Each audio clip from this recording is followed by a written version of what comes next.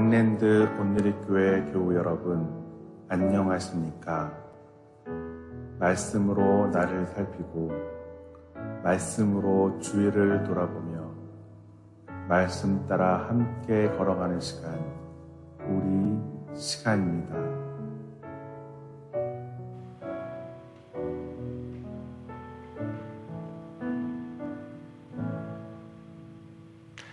네, 9월 14일입니다. 화요일 우리 말씀 묵상하러 나오셨을 때 기도하고 시작하도록 하겠습니다. 다 같이 기도하겠습니다. 하나님 감사합니다. 오늘도 말씀 앞에 나왔습니다. 말씀을 묵상하는 가운데 주의 영이 임해서 우리의 마음을 주장해 주시고 하나님 말씀 듣는데 우리의 마음들이 다 옥토가 될 수 있도록 인도하여 주시옵소서. 감사드리며 예수 그리스도의 이름으로 기도드립니다. 아멘. 오늘 말씀은 사사기 19장 1절에서 15절 생명의 삶 9월 14일 말씀입니다. 다 찾으신 줄 알고 같이 읽도록 하겠습니다. 이스라엘의 왕이 없을 그때에 에브라임 산지 구석에 거류하는 어떤 레위 사람이 유다 베들레헴에서 첩을 맞이하였더니 그 첩이 행음하고 남편을 떠나 유다 베들레헴 그의 아버지 집에 돌아가서 거기서 넉 달 동안을 지내매 그의 남편이 그 여자에게 다정하게 말하고 그를 데려오고자 하여 하인 한 사람과 나귀 2마리를 데리고 그에게로 가매 여자가 그를 인도하여 아버지 집에 들어가니 그 여자의 아버지가 그를 보고 기뻐하니라. 그의 장인 곧 그 여자의 아버지가 그를 머물게 하매 그가 3일 동안 그와 함께 머물며 먹고 마시며 거기서 유숙하다가 넷째 날 아침에 일찍 일어나 떠나고 자 하매 그 여자의 아버지가 그의 사위에게 이르되 떡을 조금 먹고 그대의 기력을 돋은 후에 그대의 길을 가라 하니라. 두 사람이 앉아서 함께 먹고 마시매 그 여자의 아버지가 그 사람에게 이르되 청하노니 이 밤을 여기서 유숙하여 그대의 마음을 즐겁게 하라 하니 그 사람이 일어나서 가고자 하되 그의 장인이 간청으로 거기서 다시 유숙하더니 다섯째 날 아침에 일찍이 일어나 떠나고자 하매 그 여자의 아버지가 이르되 청하노니 그대의 기력을 돋우고 해가 기울도록 머물라 하므로 두 사람이 함께 먹고 그 사람과 첩이 하인과 더불어 일어나 떠나고자 하매 그의 장인 곧 그 여자의 아버지가 그에게 이르되 보라 이제 날이 저물어 가니 청하건대 이 밤도 유숙하라 보라 해가 기울었느니라. 그대는 여기서 유숙하여 그대의 마음을 즐겁게 하고 내일 일찍이 그대의 길을 가서 그대의 집으로 돌아가라 하니 그 사람이 다시 밤을 지내고자 하지 아니하여 일어나서 떠나 여부스 맞은편에 이르렀으니 여부스는 곧 예루살렘이라. 안장 지운 나귀 2마리와 첩이 그와 함께 하였더라.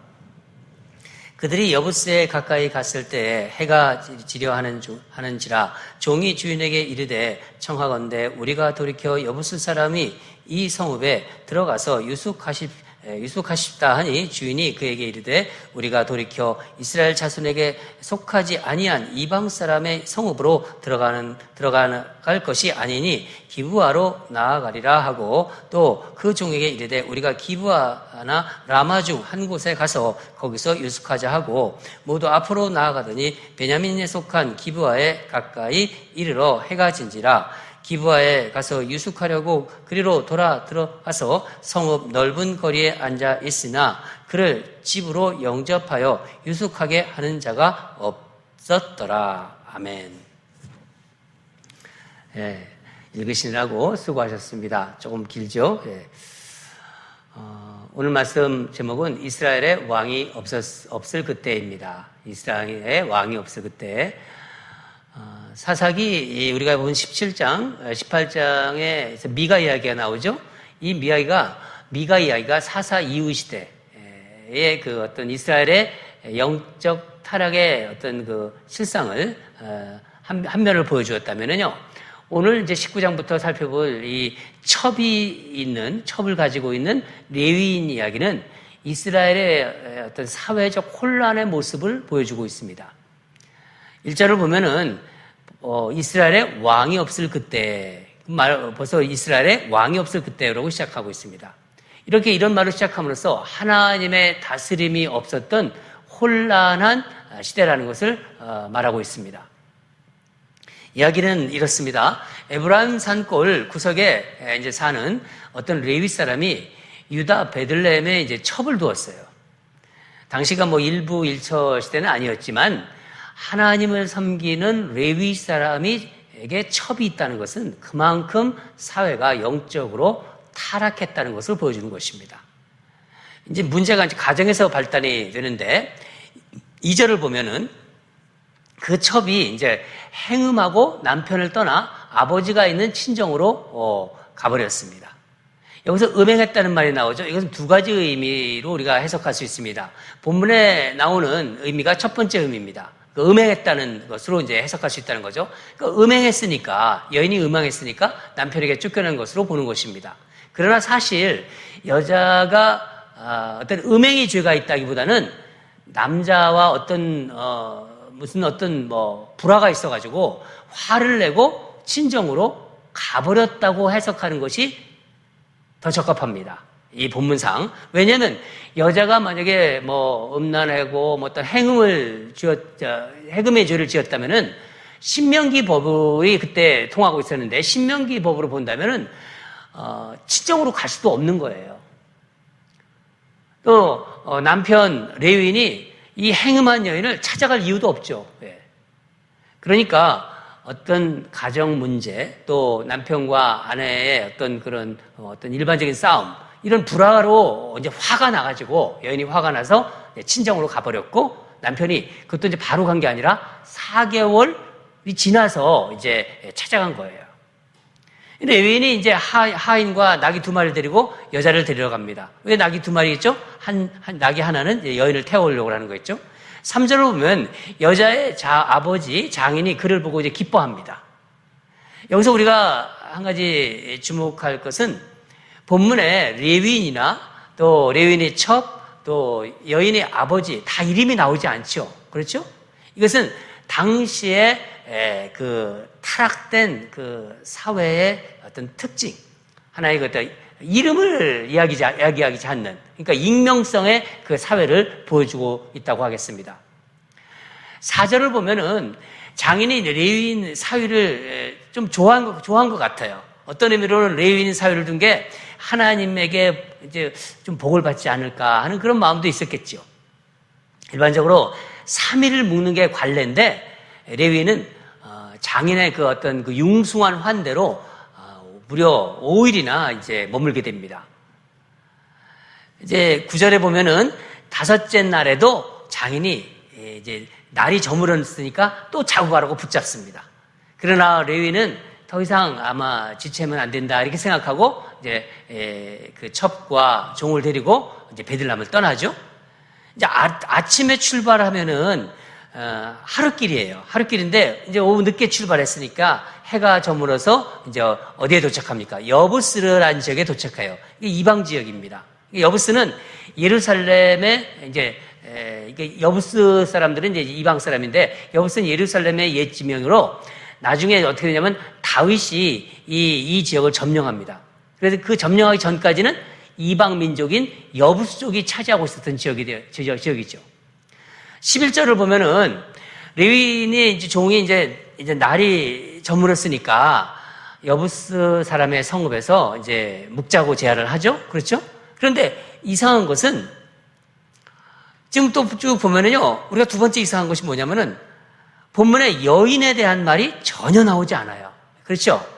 종도 이렇게 이야기하는데 이 여인은 첩은 아무 말이 없어요. 이것도 어떤 그 타락한 사회의 특징인 아까 익명성이라고 말씀드렸죠. 이 익명성과 더불어 여인의 존재가 철저히 무시되고 있는 사회라는 걸 알려주는 거예요. 그만큼 당시 사회가 그 남성 위주의 그 사회였고 여인은 아무런 어떤 중요한 어떤 존재로 여기지 않는 어떤 비인격적인 그런 어떤 대우를 받는 그런 어떤 시대라는 것을 보여주고 있는 것입니다.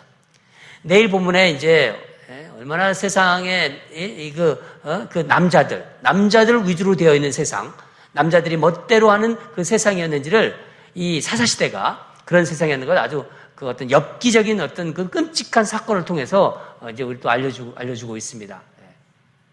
내일 본문에서 보겠습니다. 그거는 어찌되었든 이제 주인은 이방 사람의 지역보다는 그 이스라엘 동족이 있는 기브아 지역에서 이제 유숙하고자 합니다. 드디어 14절을 보면은 일행은 이제 베냐민 지파에 속한 이제 기브아에 이릅니다. 기브아에 이제 도착해서 이스라엘 동족의 이제 환대를 이제 받을 것으로 이제 기대했죠.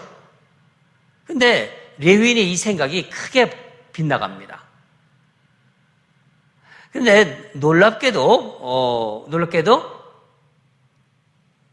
기브아에는 나그네를 환대해주는 사람이 없었던 거예요. 우리 본문을 한번 보겠습니다. 15절을 같이 읽겠습니다.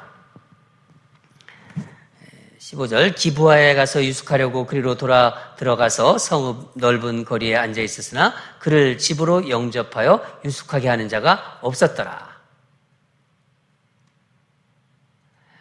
이스라엘에서 나그네를 환대하는 것은 하나님께서 율법에 명령하신 사항입니다. 신명기 10장 19절을 보면은 너희는 나그네를 사랑하라. 전에 너희도 애굽 땅에서 나그네가 되었습니다. 나그네를 사랑하라고 하죠. 나그네를 환대하라는 것입니다. 레위인이 이방인들보다 못한 대접을 동족 땅에서 이제 받았던 거예요, 지금. 하나님 말씀이 이렇게 분명히 있는데도 전혀 지켜지지 않는 거죠. 이것은 이 신앙만이 아니라 이 사회가 아주 전체적으로 타락했다는 것을 보여주고 있는 것입니다. 원래 여러분 이 유목민 그 사회에서는 이 나그네를 환대해 주는 것은 아주 좋은 오래된 아주 일반적인 풍습이었습니다. 그러니까 만약 싸운다 한단 말이에요. 적이라 하더라도요, 나그네다. 물론 싸울 때는 싸웠지만은 이제 길을 잃은 나그네는 그래도 맞이해 줬어요. 물론 나중에는 싸울 때는 싸워죠. 그 정도로 나그네를 환대했습니다. 그러니까 자기들이 길을 잃었을 때를 생각한 거예요. 내가 길을 잃었을 때 얼마나 막막하고 얼마나 힘들까. 그런 것을 생각한 것이죠. 이스라엘 동족이 있는 이 기브아에서 이제 그 유숙할 묵을 곳이 없다는 것은요, 한마디로 그 당시에서는요, 지금은 그렇게 어떻게 좀 이렇게 우리가 비중 있게 보지 않지만 대단하고 정말 놀라운 일이, 기가 막힌 일이 일어나는 것입니다. 다시 이제 첫 구절이 생각나잖아요. 이스라엘에 왕이 없을 그때. 이런 일이 일어나요. 이스라엘에 왕이 없을 그때 이런 일들이 일어났다는 것입니다. 하나님의 다스림이 없는 타락된 사회에 보통 민낯이 드러나는 것입니다. 우리가 민낯이라고 하지 않습니까? 레위인이 첩을 두는 게 자연스러운 그런 시대였어요. 요즘 말하면 목회자가 이렇게 한 여인과 사는 게 아니라 또 다른 여인과 산다는 것을 한번 상상해 보세요. 상상이 됩니까, 여러분? 또 나그네를 환대하는 게 미덕이었던 이스라엘이 이방인보다 그 못한 그런 어떤 지경으로 떨어진 사회, 또 익명의 사회, 또 여자를 인격적으로 대우하지 않는 그런 사회, 결국 왕이 없는 영적 사회적 타락의 그런 어떤 모습입니다. 하나님 통치가 없는 사사시대는요, 극도의 어떤 그 개인주의, 이기주의로 빠져드는 것입니다. 여러분, 한번 저는 오늘 말씀 보면서 이런 생각이 들었어요. 우리가 예수님으로서 우리가 은혜 받았잖아요. 우리 안에 예수님이 다 계시잖아요, 중심에. 만약 우리 예수 그리스도의 어떤 그 다스림에서 벗어나서 산다, 그렇게 한번 상상해 보면요, 우리 삶이 어떨까요? 우리가 도덕이라든가 윤리가 우리를 어떻게 할까요? 아마 불신자들보다 더 이기적이고 어떤 우리의 어떤 그 죄된 본성들이 다 그대로 드러날지 모릅니다. 우리가 예수 그리스도의 은혜로 우리는 살아가는 사람들입니다. 하나님의 은혜로 살아가는 사람들이죠. 이 세상에서 요즘 보니까 난민들이 엄청 많지 않습니까?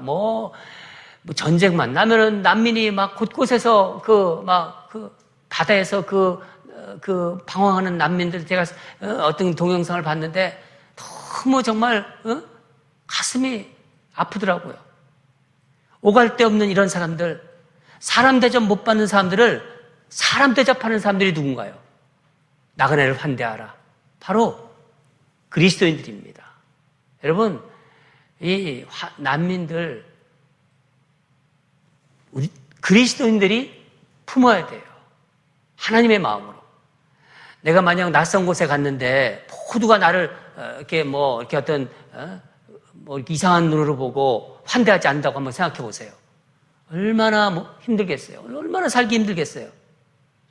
그래서 우리 히브리서 13장 2절에 이런 말이 나옵니다. 손님 대접하기를 잊지 말라.